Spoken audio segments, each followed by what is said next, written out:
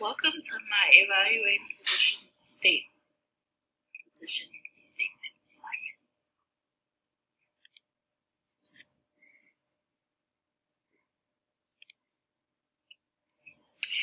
I reviewed the 2019 position statement from the National Association for the Education of Young Children titled Advancing Equity in Early Childhood Education. The statement emphasizes that all children have the right to equitable learning opportunities that enable them to achieve their full potential.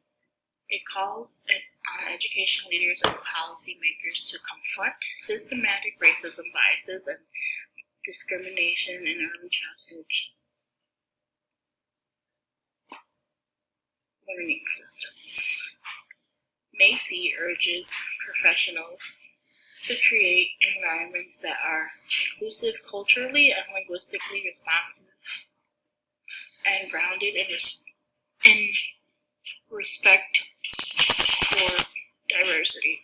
The statement also identifies several key practices for advancing equity, including reflecting on personal and institutional biases, using culturally relevant teaching approaches, building strong relationships with families and communities, advocating for fair access to resources and opportunities.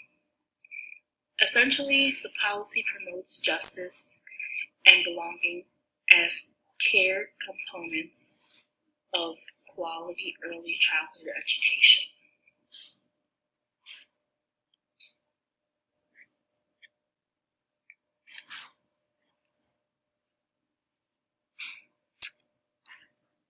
Okay, guys,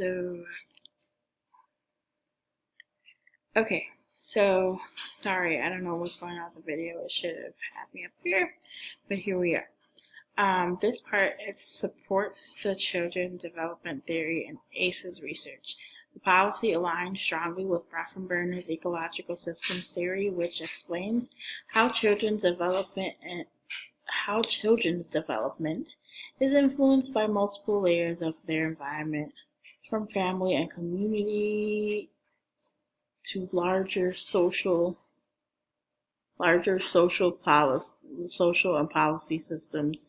NACE's emphasis on addressing inequities within those systems reflects on Bronfenbrenner's belief that the macrosystems, laws, policies, and cultural values must support fairness for children to thrive in their macrosystems, which are their homes or classrooms.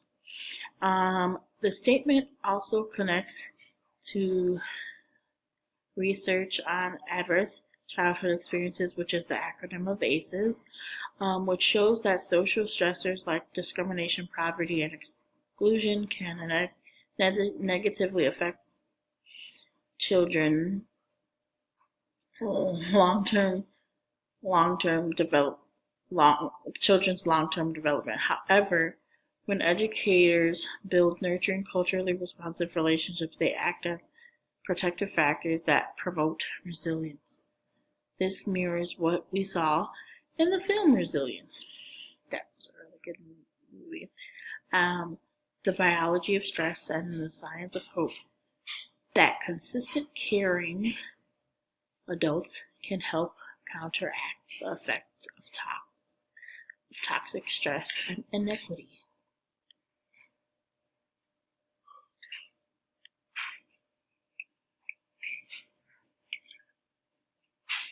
Closing reflection. The Advancing Equity in Early Childhood Education statement is a powerful reminder that high-quality education cannot exist without equity. It challenges us as educators to recognize our biases, listen to families' voices, and advocate for systems that uphold dignity and inclusion for all.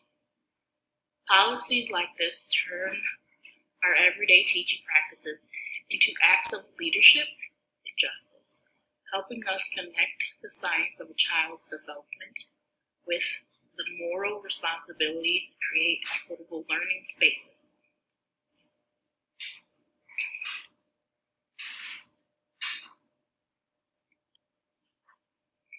Now, here's a question for you. How do you promote equity in your classroom or program, and what strategies have helped you build stronger, more culturally responsive relationships with family?